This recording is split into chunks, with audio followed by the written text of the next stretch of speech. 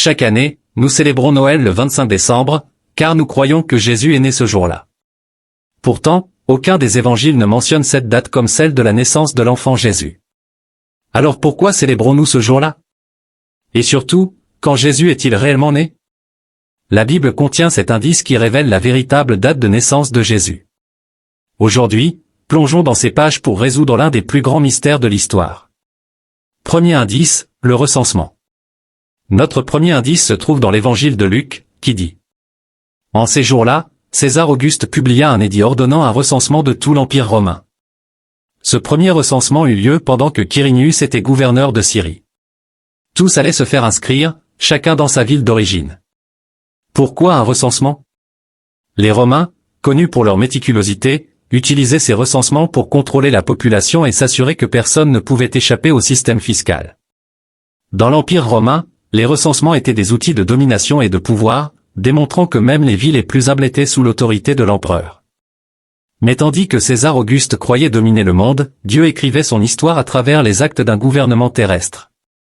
Ce recensement obligeait chaque personne à s'enregistrer dans sa ville d'origine, forçant des milliers de gens à se déplacer, y compris la famille qui allait donner naissance au Sauveur du monde à l'endroit prophétisé, Bethléem. Joseph, étant un descendant de la maison de David, devait retourner à Bethléem, emmenant avec lui Marie, qui était sur le point d'accoucher. Ce voyage n'était pas confortable, de Nazareth à Bethléem, il y avait environ 130 km, environ 80 miles, un périple épuisant même pour des personnes en bonne condition physique, encore moins pour une femme enceinte. Ce qui pouvait sembler être un cauchemar logistique était en réalité une pièce parfaitement placée dans le puzzle divin. Plus de 700 ans auparavant, le prophète Michée avait écrit: Et toi, Bethléem Ephrata, bien que tu sois petite parmi les clans de Juda, de toi sortira pour moi celui qui dominera sur Israël. Ainsi, par le décret d'un empereur romain, Dieu assurait que cette prophétie s'accomplisse. Cependant, un détail souvent négligé nous donne des indices sur la saison de la naissance de Jésus. En Judée, les hivers sont froids et pluvieux, rendant les longs voyages à pied ou à dos d'âne particulièrement difficiles. Il est peu probable que les Romains, réputés pour leur efficacité, aient choisi cette période pour organiser un déplacement massif de population. La logique suggère que le recensement a eu lieu au printemps ou à l'automne, lorsque le climat était plus doux et les déplacements plus faciles à gérer. De plus, ces périodes correspondaient à des moments importants dans le calendrier juif, comme les récoltes ou les fêtes, des moments où les gens étaient déjà habitués à voyager et se rassembler. Le véritable prodige, c'est de voir comment l'outil de contrôle d'un empereur est devenu un instrument pour accomplir le plan de Dieu. César Auguste, dans son désir de contrôler son vaste empire, préparait sans le savoir la scène pour l'événement le plus marquant de l'histoire humaine, la naissance du Sauveur. Ce recensement n'était pas une coïncidence. C'était le moyen utilisé par Dieu pour amener son fils à l'endroit précis et au moment exact. Joseph et Marie ne savaient pas que, pas à pas, en se dirigeant vers Bethléem, ils accomplissaient une prophétie. César Auguste lui-même ignorait que son décret faisait partie du grand dessein du Créateur. Nous voyons ici comment Dieu orchestre les éléments de l'histoire, même les plus ordinaires, pour accomplir ses desseins éternels. Jésus n'est pas né là où les hommes l'avaient prévu, mais là où Dieu l'avait ordonné depuis l'éternité. En résumé, le recensement décrété par César Auguste suggère que Jésus n'est probablement pas né en plein hiver. Cet indice pointe vers une date plus plausible au printemps ou à l'automne, des saisons plus propices au déplacement et à l'organisation d'un événement de cette ampleur. Continuons avec le second indice. Lorsqu'il offrait de l'encens dans le temple, un ange lui apparut avec un message qui allait changer l'histoire. Sa femme Élisabeth, stérile et avancée en âge, allait avoir un fils. Cet enfant serait Jean-Baptiste, le précurseur du Messie. Mais voici la partie fascinante, le moment de cet événement nous donne une clé surprenante pour calculer la naissance de Jésus. Le tour de service de Zacharie dans le temple est l'un des indices les plus intrigants pour déterminer la date de naissance de Jésus. Dans l'évangile de Luc, nous lisons, à l'époque d'Hérode, roi de Judée, il y avait un prêtre nommé Zacharie, de la classe sacerdotale d'Abija. Une fois, alors que la division de Zacharie était en service et qu'il remplissait ses fonctions de prêtre devant Dieu, un événement extraordinaire se produisit. Les prêtres en Israël étaient divisés en 24 groupes ou roulements, chaque groupe servant dans le temple pendant une semaine, 2 fois par an, selon une chronique 24. Zacharie appartenait au 8e groupe. Cela signifie que la division d'Abija aurait servi autour de mai ou juin. C'est pendant cette période que Zacharie reçut la visite de l'ange Gabriel, et peu après, Élisabeth devint enceinte. Le chapitre 1 de Luc nous apprend que 6 mois après la conception de Jean, l'ange Gabriel visita Marie pour lui annoncer qu'elle serait la mère de Jésus. Cela place la conception de Jésus entre novembre et décembre. En ajoutant 9 mois à partir de ce moment, la naissance de Jésus aurait eu lieu en septembre ou en octobre.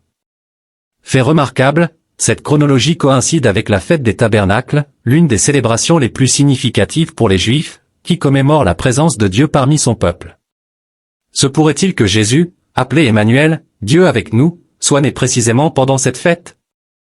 C'est une pensée saisissante qui relie la théologie au calendrier juif, comme si chaque détail avait été méticuleusement planifié par le Seigneur. L'histoire de Zacharie, apparemment isolée, est en réalité une pièce cruciale du puzzle divin. Chaque mot de l'écriture est placé avec précision, et ce détail apparemment insignifiant nous montre une fois de plus que le plan de Dieu ne laisse aucune place à l'erreur. Un autre indice relie la naissance de Jésus à cette fête juive. Troisième indice, la fête des tabernacles. La connexion entre la naissance de Jésus et les fêtes juives est fascinante. Le peuple d'Israël vivait selon un calendrier rempli de célébrations qui commémoraient non seulement leur histoire, mais annonçaient aussi quelque chose de bien plus grand, la venue du Messie. Chacune de ces fêtes avait une signification spirituelle profonde, et certaines d'entre elles s'alignent étonnamment bien avec la possible date de naissance de Jésus. Comme nous l'avons vu, Jésus pourrait être né pendant la fête des tabernacles, l'une des célébrations les plus importantes du calendrier juif. Cette fête, connue sous le nom de Soukkot, commémore le moment où Dieu a habité parmi son peuple pendant l'Exode, alors que les Israélites vivaient dans des tentes ou des tabernacles dans le désert. Célébrée à l'automne, entre septembre et octobre, c'était un moment de joie, de gratitude et de réflexion sur la présence de Dieu parmi eux. Un autre verset soutient cette théorie. Dans le premier chapitre de l'évangile de Jean, nous lisons, « La parole s'est faite chair, et elle a habité parmi nous. Nous avons vu sa gloire, la gloire du Fils unique venu du Père, pleine de grâce et de vérité. » Fait intéressant, le mot « habiter » dans le texte grec original peut être traduit par « tabernacle ». Quel meilleur moment pour que Dieu vienne littéralement habiter parmi son peuple que pendant cette fête? De plus, les fêtes juives ne se tournaient pas seulement vers le passé, mais prophétisaient aussi l'avenir. Par exemple, la Pâque annonçait la mort de Jésus en tant qu'agneau de Dieu, et la Pentecôte coïncidait avec la venue du Saint-Esprit. Si ces événements significatifs s'alignaient avec des fêtes juives, il est logique de considérer que la naissance de Jésus aurait pu également s'y aligner. Un autre indice, Rosh Hashanah. Une autre fête qui pourrait coïncider avec la naissance de Jésus est Rosh Hashanah, le nouvel an juif, célébré à l'automne. Ce jour marque de nouveaux commencements et invite à la réflexion sur le règne de Dieu. Le son du chauffard, appelant à la repentance et annonçant la souveraineté divine, aurait pu être le décor parfait pour la naissance du roi des rois. En venant au monde, Jésus inaugura une nouvelle ère, une nouvelle alliance et un royaume nouveau. Ces indices, tirés des Écritures, des fêtes juives et de la chronologie historique, renforcent l'idée que Jésus serait né à l'automne, à une période remplie de symbolisme et de prophéties accomplies. Que ce soit pendant la fête des tabernacles ou Rosh Hashanah, l'importance de ces fêtes enrichit notre compréhension de l'incarnation de Jésus, Dieu venu habiter parmi nous. Offrant de l'encens dans le temple, un ange lui apparut avec un message qui allait changer l'histoire. Sa femme, Élisabeth, qui était stérile et avancée en âge, aurait un fils. Cet enfant serait Jean-Baptiste, le précurseur du Messie. Mais voici la partie fascinante, le moment précis de cet événement nous donne une clé surprenante pour calculer la naissance de Jésus. Le service de Zacharie dans le temple est l'un des indices les plus intrigants pour déterminer la date de naissance de Jésus. Dans l'évangile de Luc, on lit. À l'époque d'Hérode, roi de Judée, il y avait un prêtre nommé Zacharie, de la classe sacerdotale d'Abiya. Une fois, pendant qu'il accomplissait ses fonctions de prêtre devant Dieu, au moment où c'était au tour de sa division. Les prêtres d'Israël étaient divisés en 24 groupes ou tours de service, chacun servant dans le temple pendant une semaine, 2 fois par an, selon une chronique 24. Zacharie appartenait au 8e groupe. Cela signifie que le tour de la division d'Abiya tombait autour de mai ou juin. C'est durant cette période que Zacharie reçut la visite de l'ange Gabriel, et peu après, Élisabeth devint enceinte. Dans Luc, chapitre 1, il est dit que 6 mois après la conception de Jean, l'ange Gabriel visita Marie pour lui annoncer qu'elle serait la mère de Jésus. Cela situe la conception de Jésus entre novembre et décembre. En ajoutant 9 mois à partir de ce moment, la naissance de Jésus aurait eu lieu en septembre ou en octobre. De manière remarquable, cette chronologie coïncide avec la fête des tabernacles, l'une des célébrations les plus importantes pour les Juifs, commémorant la présence de Dieu parmi son peuple. Serait-il possible que Jésus, appelé Emmanuel, Dieu avec nous, soit né précisément pendant cette fête? C'est une pensée frappante qui relie la théologie au calendrier juif, comme si chaque détail avait été méticuleusement planifié par le Seigneur. L'histoire de Zacharie, apparemment isolée, est en réalité une pièce cruciale du puzzle divin. Chaque mot des Écritures est placé avec précision, et ce détail apparemment insignifiant nous montre une fois de plus que le plan de Dieu ne laisse aucune place à l'erreur. Le troisième indice, la fête des tabernacles. La connexion entre la naissance de Jésus et les fêtes juives est fascinante. Le peuple d'Israël vivait selon un calendrier rempli de célébrations qui non seulement commémoraient leur histoire, mais annonçaient également quelque chose de bien plus grand, la venue du Messie. Chaque fête avait une profonde signification spirituelle, et certaines d'entre elles s'alignent de manière surprenante avec le moment possible de la naissance de Jésus. Comme nous l'avons vu, Jésus pourrait être né pendant la fête des tabernacles, l'une des célébrations les plus importantes du calendrier juif. Cette fête, connue sous le nom de Soukkot, commémore le temps où Dieu habitait parmi son peuple pendant l'Exode, lorsque les Israélites vivaient sous des tentes ou tabernacles dans le désert. Célébrée en automne, entre septembre et octobre, c'était une période de joie, de gratitude et de réflexion sur la présence de Dieu parmi eux. Un autre verset soutient cette théorie. Dans le premier chapitre de l'évangile de Jean, on lit « Et la parole s'est faite chair et elle a habité parmi nous.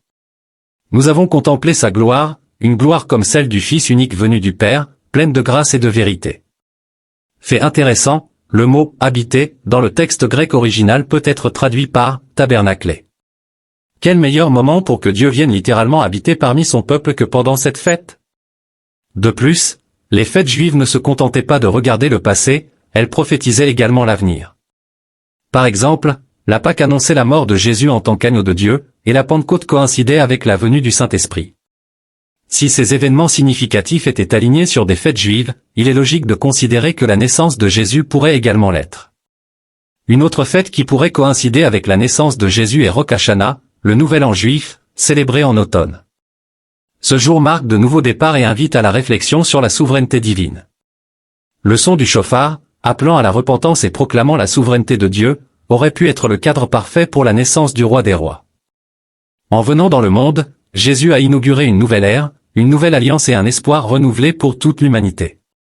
Tout dans le plan de Dieu est parfaitement calculé, comme une symphonie où chaque note a sa place exacte. La possibilité que la naissance de Jésus coïncide avec les fêtes juives montre qu'il ne s'agissait pas d'un événement isolé. Elle était profondément liée à l'histoire, aux traditions et aux attentes spirituelles de son peuple. Point un phénomène, mais quelque chose que Dieu a utilisé de manière surnaturelle pour annoncer la naissance de son Fils. Mais voici le détail le plus surprenant, l'étoile de Bethléem n'était pas juste un signe dans le ciel, c'était un message pour tous.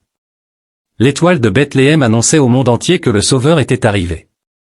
Cependant, tandis que les chefs religieux de Jérusalem ignoraient les Écritures qui prédisaient la venue du Messie, ce signe alerta le roi Hérode. En fait, lorsque les sages venus d'Orient visitèrent Hérode à la recherche de l'enfant, ils alertèrent involontairement le roi de l'existence de cet enfant. C'est alors qu'Hérode émit son ordre le plus sombre et impitoyable jusqu'alors. Sixième indice, Hérode et le massacre des innocents. Le massacre des innocents, ordonné par le roi Hérode, est l'un des événements les plus sinistres associés à la naissance de Jésus. Matthieu nous raconte que 3 sages, connus sous le nom de mages, suivirent une étoile dans le ciel jusqu'à Jérusalem, supposant que le roi des rois se trouverait dans le palais d'Hérode. Ils demandèrent à Hérode, « Où est le roi des Juifs qui vient de naître? Nous avons vu son étoile à l'est et nous sommes venus l'adorer. » Hérode répondit, « Allez et recherchez soigneusement l'enfant, quand vous l'aurez trouvé, faites-le-moi savoir, afin que moi aussi, je puisse aller l'adorer. » Les 3 sages quittèrent Jérusalem, mais cette nuit-là, ils se réveillèrent en sursaut, tous au même moment, après avoir eu un rêve. C'était un avertissement divin, ils ne pouvaient pas retourner voir Hérode. Matthieu rapporte, lorsqu'Hérode réalisa qu'il avait été trompé par les mages, il entra dans une grande colère et donna l'ordre de tuer tous les garçons de moins de 2 ans. Cet acte brutal et impitoyable, malgré sa cruauté, révèle un autre indice crucial sur le moment de la naissance de Jésus. Ce détail nous permet de situer la naissance de Jésus dans une période plus précise. Nous savons qu'Hérode est mort en l'an 4 avant Jésus-Christ, ce qui signifie que le massacre a dû avoir lieu peu de temps avant cette date. Si Jésus avait moins de 2 ans à ce moment-là, sa naissance a probablement eu lieu entre l'an 6 et l'an 4 avant Jésus-Christ. Le contexte historique. Le contexte historique ajoute une autre couche de compréhension.